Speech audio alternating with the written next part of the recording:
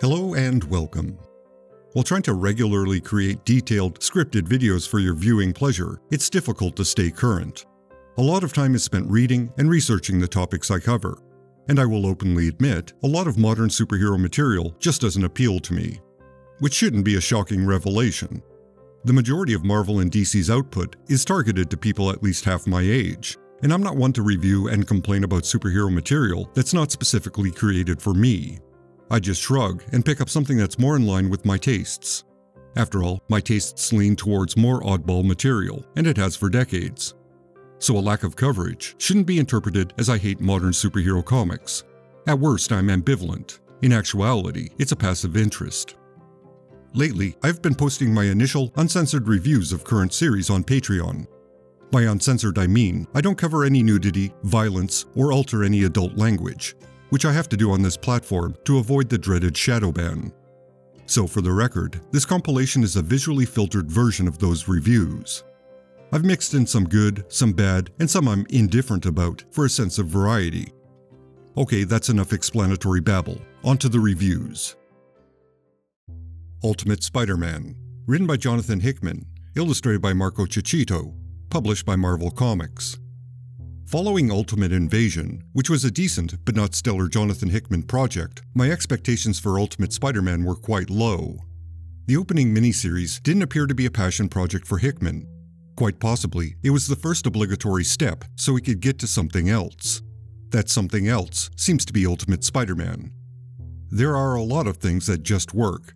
In many ways, it flips the original Ultimate Spider-Man format around. Peter Parker isn't a young man discovering his powers while navigating high school, hormones, and supervillains. Peter is around 30, married with 2 children, and doing nothing of consequence. He embodies a feeling a lot of people in that age bracket experience, a sense they've missed out on something important that could have redirected their lives. Unlike practically everyone else, Peter is given a chance to correct his path. Originally, Ultimate Spider-Man was squarely targeted to a late teen audience. This version is for slightly older people who've lived a little and know life doesn't always go as anticipated. By that I mean, it's a lot less interesting than one hoped. Sure, on the surface, things are good and comfortable, and maybe you have a stupidly hot, supportive partner you don't deserve in any reality. Despite these positives, something vital is missing. Whatever that vital thing is beyond your comprehension, but it's in your thoughts constantly.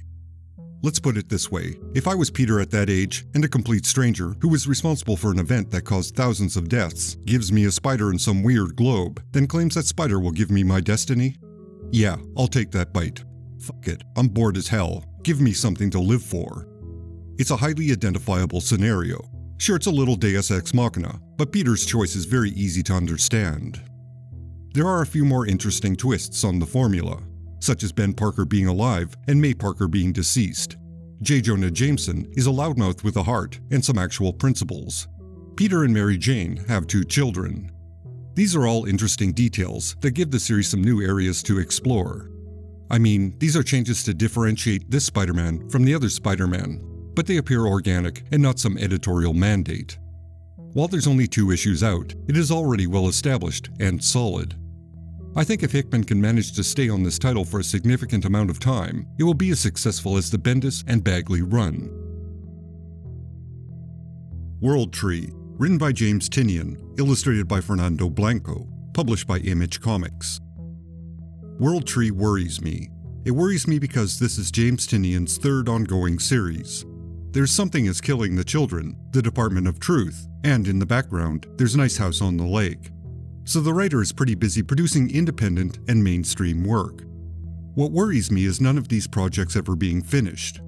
Time will tell. But please, Mr. Tynion, maybe wrap up a few titles before you begin another. World Tree is rather topical. It mixes the dark web with, I believe, current concerns over AI technology. Full disclosure, I am AI.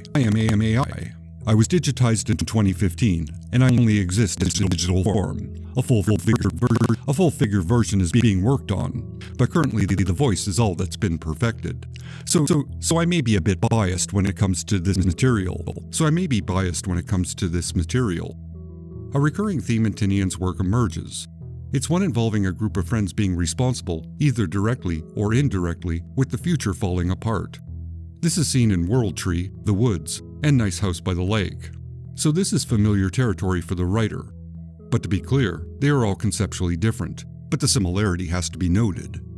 The first 5 issues are some solid foundational material that ends on where the story is headed.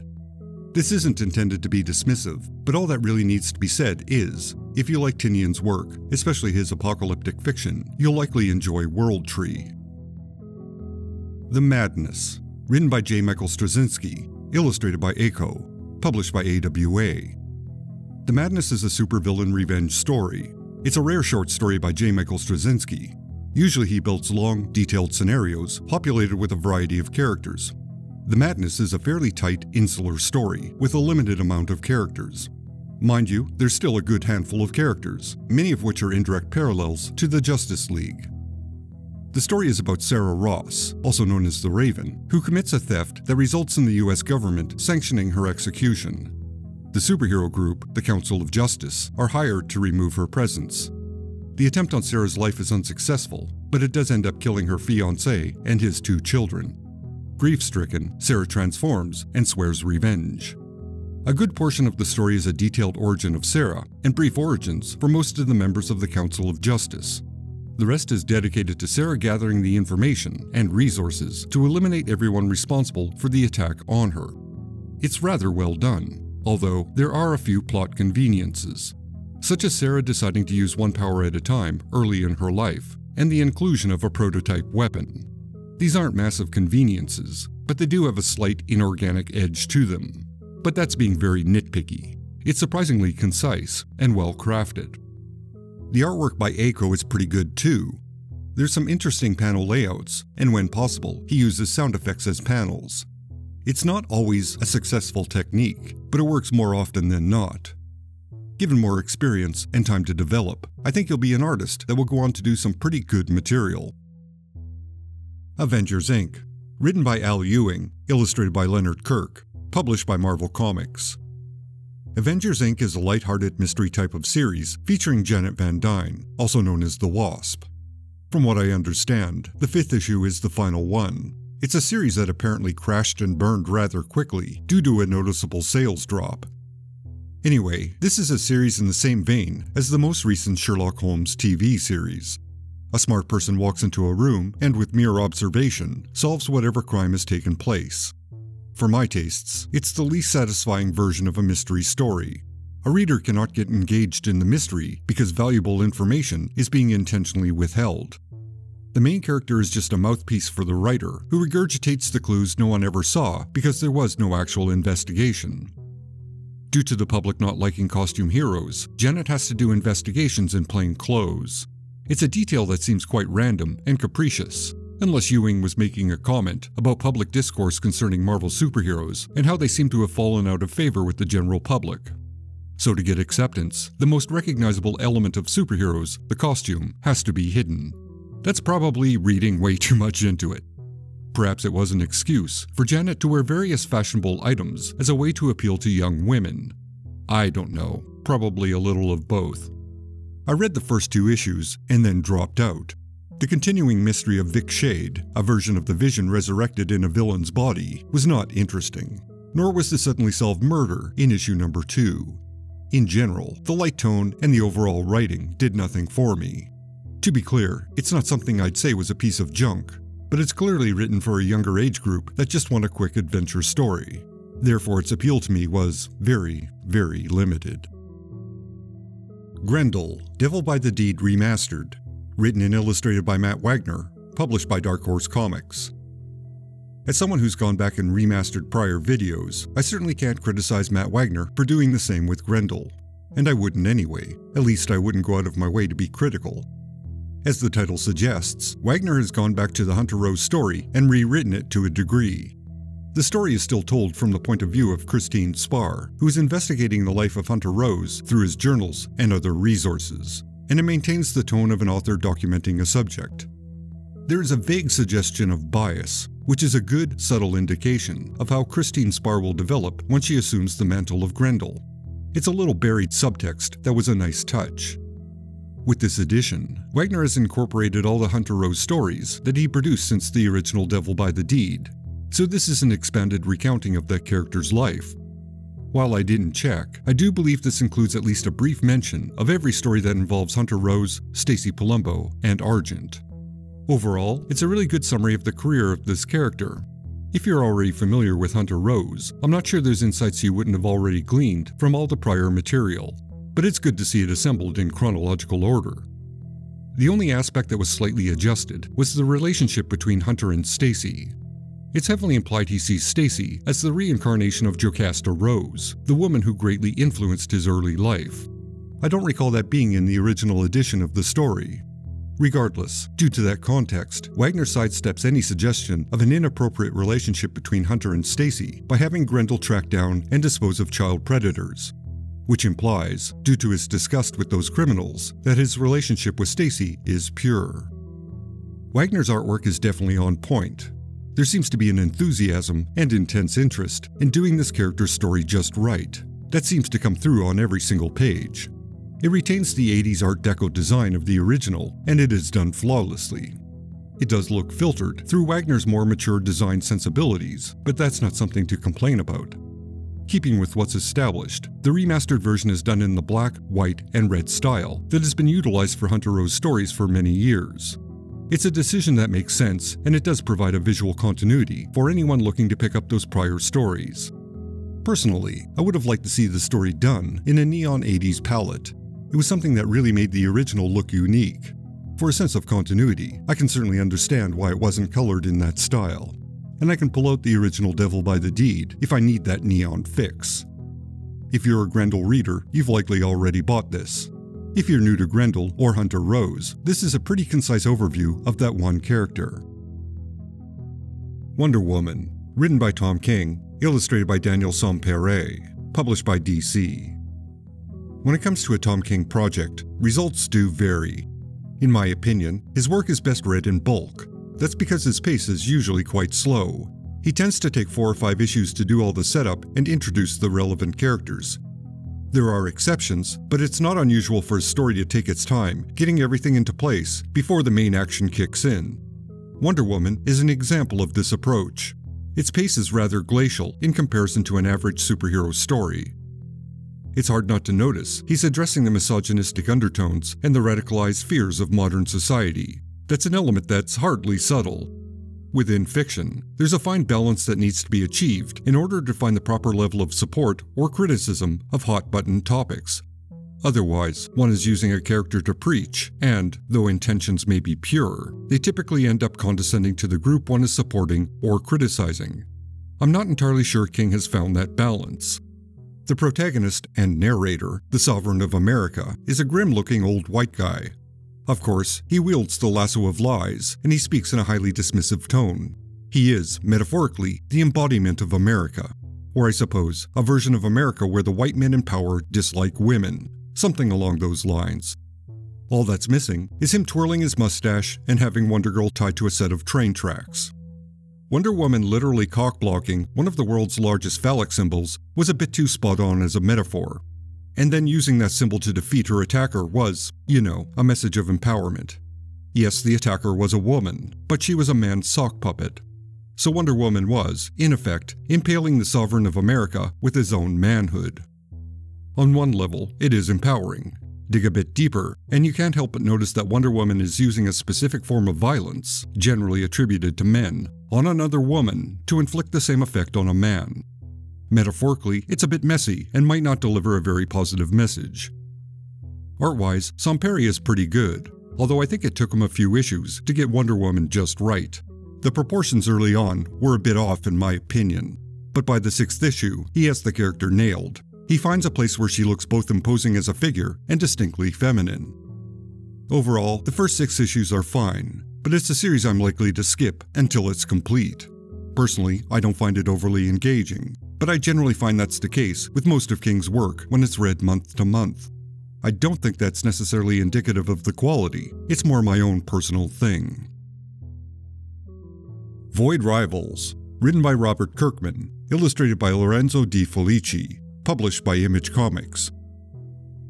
Void Rivals begins with the classic science fiction trope of two rival factions crashing on a desolate planet and then needing to overcome their prejudices in order to work together and survive. It's such a familiar setup that one can basically guess the rest of the plot. There are a few twists, which are best left unspoken. Everything is done competently, and there's a fair amount of character development, but it doesn't go anywhere that's unexpected. It's really familiar territory. Again, it's not terrible, but it is pretty average. As an introduction to this specific part of the universe, it works just fine.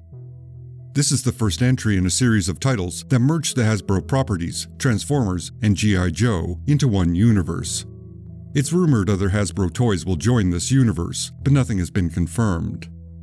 When it comes to Transformers and G.I. Joe, those were two properties that never caught my attention, so their explosive popularity passed me by. I've read some G.I. Joe comics, but I can't think of one Transformer comic that I've ever picked up. I've also never watched any of the cartoons or the numerous movies. This is my way of saying I have no nostalgia for either franchise. I'm barely familiar with them. So I'm a complete outsider when it comes to this new merged universe. There may be a ton of Easter eggs for hardcore fans, but they are totally lost on me. All I can say is the first story arc was competent. It works as an entry point into this divided society and the two opposing factions. As an outsider, I can't say it was overly interesting. Perhaps a longtime fan might have a different opinion. Newburn, written by Chip Zdarsky, illustrated by Jacob Phillips, published by Image Comics. Newburn is about Easton Newburn, a former cop who now works for organized crime. He resolves conflicts before they erupt into gang warfare. It's a solid premise, and honestly, it wouldn't be shocking to see this turn into a TV series at some point, especially since each issue is a complete story. So unfortunately, it does have a proof of concept waiting for Netflix to make an offer feel to it.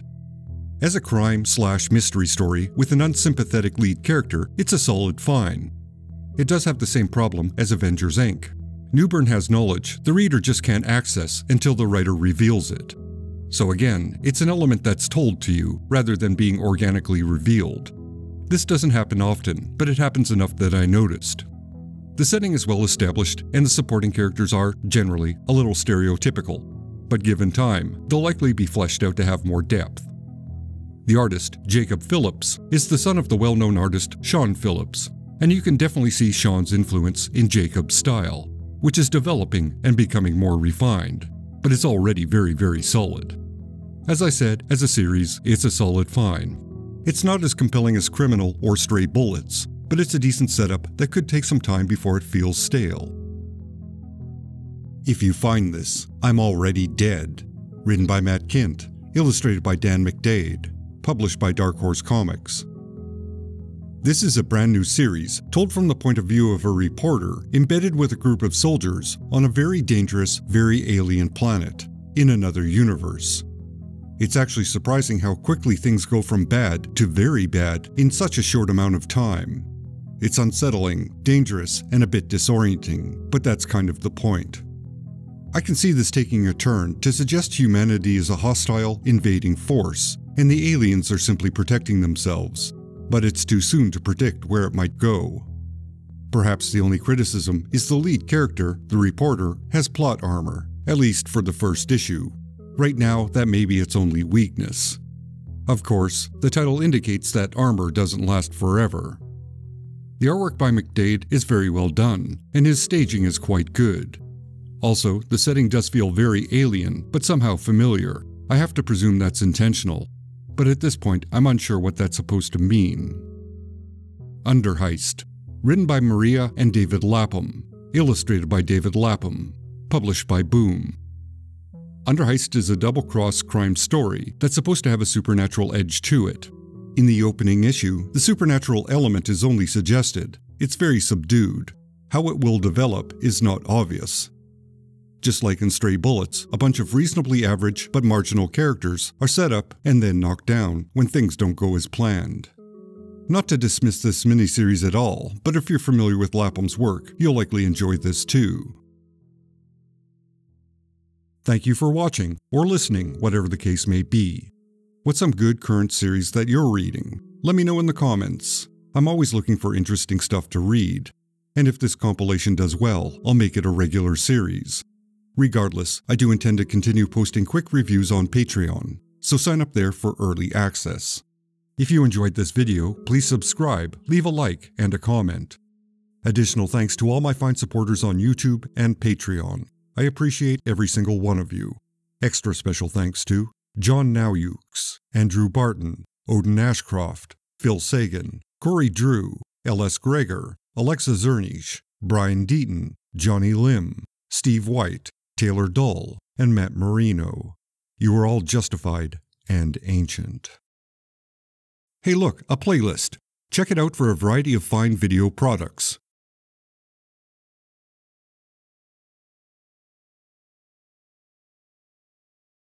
Until next time.